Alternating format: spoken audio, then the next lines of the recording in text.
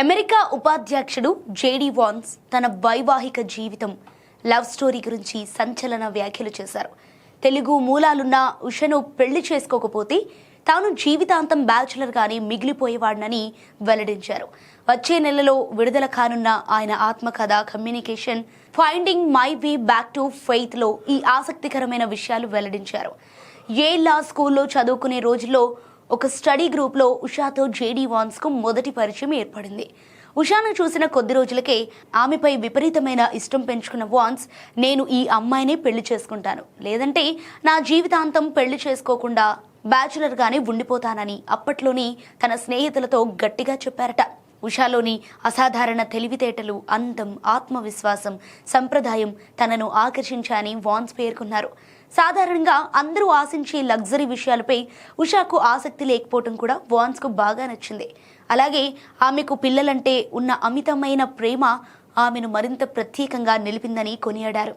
ఉషాతో పరిచయానికి ముందు మేరీ అనే అమ్మాయితో వాన్స్ డేటింగ్లో ఉన్నారు. అయితే ఉషాను కలిశాక ఆమెపై కలిగిన గాఢమైన ప్రేమ వల్ల పాత బంధానికి ముగింపు పలికారు.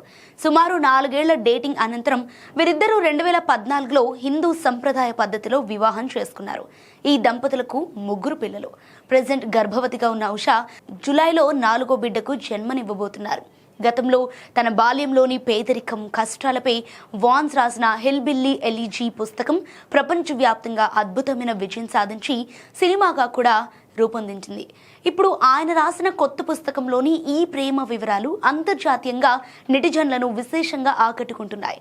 కాగా జేడీ వాన్స్ కొత్త పుస్తకంలోని విషయాలు బయటకు వచ్చిన తర్వాత వారి వైవాహిక బంధం, వ్యక్తిగత జీవితంపై అంతర్జాతీయ మీడియాలో కొన్ని రూమర్స్, వివాదాలు తెరపైకి వచ్చాయి. గతంలో ఒక పొలిటికల్ ఈవెంట్లో జేడీ వాన్స్ ఎరికా కిర్క్ అనే మహిళను కౌగిలించుకోవడాన్ని ప్రస్తావిస్తూ భవిష్యత్తులో ఉషాను వదిలేసి ఆమెతో బంధాన్ని కొనసాగిస్తారనే వింత రూమర్లను కూడా కొందరు నెటిజన్లు సృష్టించారు. ఈ రూమర్స్ అన్నింటికీ చెక్ పెడుతూ ప్రెజెంట్ ఉషా వాన్స్ 4వ సారి గర్భవతిగా ఉన్నారు.